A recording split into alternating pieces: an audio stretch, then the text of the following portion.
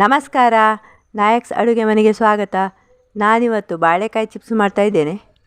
Chips ಮಾಡಲಿಕ್ಕೆ ನೇಂದ್ರ ಬಾಳೆಕಾಯಿ ಇದ್ದಲ್ಲ, ಬೇರೆ ಒಂದು ಹಸಿರು ಬಾಳೆಕಾಯಿ ಉದ್ದದ್ದುಂಟಲ್ಲ, ಅದರದ್ದೊಂದು ಚಿಪ್ಸ್ ಮಾಡುವ ಅಂಥೇಳಿ. ಅದರದ್ದು ಸಹ ಒಳ್ಳೆಯದಾಗ್ತದೆ ಚಿಪ್ಸ್, ಕಲರ್ ಮಾತ್ರ ಹಳದಿ ಬರೋದಿಲ್ಲ. ನಾನೀಗ ಬಾಳೆಕಾಯ್ದು ಸಿಪ್ಪೆ ತೆಗಿತಾ ಇದ್ದೇನೆ. ನೋಡಿ, ಹೀಗೆ ಸುಲಭ ಆಗ್ತದೆ ತೆಗಿಲಿಕ್ಕೆ. ತುಳುವಿನಲ್ಲಿ ಈ ಬಾಳೆಕಾಯಿಗೆ ಪಚ್ಚೆ ಬಾರದಕಾಯಿ ಅಂತ ಹೇಳ್ತಾರೆ. ಇದನ್ನು ನೀವು ಹೇಗೆ ಹೇಳ್ತೀರಿ ಅಂತೇಳಿ ಕಮೆಂಟ್ ಮೂಲಕ ತಿಳಿಸಿ.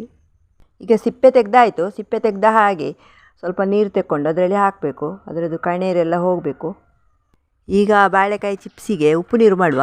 ಒಂದು ಅರ್ಧ ಲೋಟ ನೀರಿಗೆ ಒಂದು 4 ಚಮಚ ಉಪ್ಪಿನ ಹುಡಿ ಹಾಕ್ತಾ ಇದ್ದೇನೆ. ನೋಡಿ, ಉಪ್ಪು ನೀರಾಯಿತು. ಇನ್ನೂ ಚಿಪ್ಸನ್ನು ಕರಿಯುವ. ಒಂದು ಬಾಣಲೆಯಲ್ಲಿ ಒಂದು ಅರ್ಧ ಲೀಟ್ರಷ್ಟು ಎಣ್ಣೆ ಹಾಕಿದ್ದೇನೆ. ನೋಡಿ, ಎಣ್ಣೆ ಬಿಸಿ ಆಯಿತು.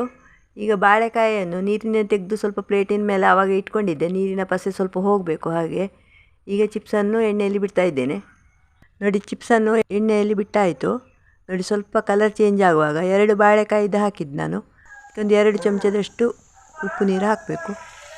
ಇನ್ನು ಈ ಜಿರಿ ನಿಲ್ಲುವಾಗ ಸರಿ ಕಾಯ್ತದೆ ಚಿಪ್ಸ್, ಆವಾಗ ತೆಗೆದ್ರೆ ಆಯಿತು. ನೋಡಿ, ಈ ಕಲರ್ ಬರುವವರೆಗೆ ಕರೆದ್ರೆ ಆಯಿತು. ಈಗ ಚಿಪ್ಸನ್ನು ತೆಗಿತಾ ಇದ್ದೇನೆ. ನೋಡಿ, ಈ ಕಲರ್ ಬರ್ತದೆ. ನೇಂದ್ರ ಬಾಳೆಕಾಯಿ ಹಾಗೆ ಹಳದಿ ಬರೋದಿಲ್ಲ, ಆದರೆ ಟೇಸ್ಟ್ ಮಾತ್ರ ತುಂಬ ಒಳ್ಳೆಯದಿರ್ತದೆ. ಚಿಪ್ಸ್ ಯಾವ ಬಾಳೆಕಾಯಿದು ಸಹ ಮಾಡಲಿಕ್ಕೆ ಆಗ್ತದೆ. ಕದಳಿದ್ದು ಆಗ್ತದೆ, ಬೂದು ಬಾಳೆಕಾಯಿದ್ದು, ಬೆಳೆದದ್ದು ತೋರದೆಲ್ಲ ಬಾಳೆಕಾಯಿ ಇದ್ದರೆ ಚಿಪ್ಸ್ ಮಾಡಲಿಕ್ಕೆ ಒಳ್ಳೆಯದಾಗ್ತದೆ. ಇದಕ್ಕೆ ಸ್ವಲ್ಪ ಖಾರದ ಹುಡಿ ಹಾಕಿದರೆ ಒಳ್ಳೆಯದಾಗ್ತದೆ. ಅದಕ್ಕೆ 1 ಚಮಚ ಖಾರದ ಹುಡಿಗೆ ಒಂಚೂರು ಉಪ್ಪು ಸೇರಿಸಿ ಮಿಕ್ಸ್ ಮಾಡಿ ಬಿಸಿ ಬಿಸಿ ಚಿಪ್ಸಿಗೆ ಹಾಕಬೇಕು. ಅಂದರೆ ಚಿಪ್ಸಿಗೆ ಸ್ವಲ್ಪ ಉಪ್ಪು ಆವಾಗ ಹಾಕಿದ್ದೇನೆ, ಅದಕ್ಕೋಸ್ಕರ ಸ್ವಲ್ಪ ಈ ಖಾರಕ್ಕೋಸ್ಕರ ಹಾಕಿ ಹೀಗೆ ಮಿಕ್ಸ್ ಮಾಡಿದರೆ ಸೂಪರ್ ಆಗ್ತದೆ. ಇದನ್ನೊಂದು ಡಬ್ಬಿಯಲ್ಲಿ ತುಂಬಿಸಿ ಗಾಳಿ ತಾಗದ ಹಾಗೆ ಇಟ್ಟರೆ ಒಂದು 10-15 ದಿವಸಕ್ಕೆ ಹಾಳಾಗೋದಿಲ್ಲ, ಒಳ್ಳೆಯದಾಗಿರ್ತದೆ. ಚಾಗೆ ತಿನ್ನಲಿಕ್ಕೆ ಭಾರಿ ಒಳ್ಳೆಯದಾಗ್ತದೆ.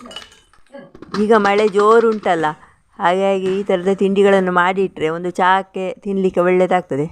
ಈ ಥರ ಚಿಪ್ಸ್ ಮಾಡಿದರೆ ಸಣ್ಣ ಸಣ್ಣ ಮಕ್ಕಳಿಗೂ ಇಷ್ಟ ಆಗ್ತದೆ, ಮತ್ತು ಪ್ರಾಯದವರಿಗೂ ತಿನ್ನಲಿಕ್ಕೆ ತೊಂದರೆ ಇಲ್ಲ, ಯಾರಿಗೂ ತಿನ್ಬೋದು. ನೀವು ಕೂಡ ಯಾವ ಥರದ ಬಾಳೆಕಾಯಿ ಸಿಕ್ಕಿದ್ರು ಈ ಥರದ ಚಿಪ್ಸ್ ಮಾಡಿ ತಿನ್ನಿ. ಹೇಗಾಗಿದೆ ಅಂತೇಳಿ ಕಮೆಂಟ್ಸ್ ಮೂಲಕ ತಿಳಿಸಿ. ಇನ್ನು ಮುಂದಿನ ವಿಡಿಯೋದಲ್ಲಿ ಸಿಗುವ. ನಮಸ್ಕಾರಗಳು.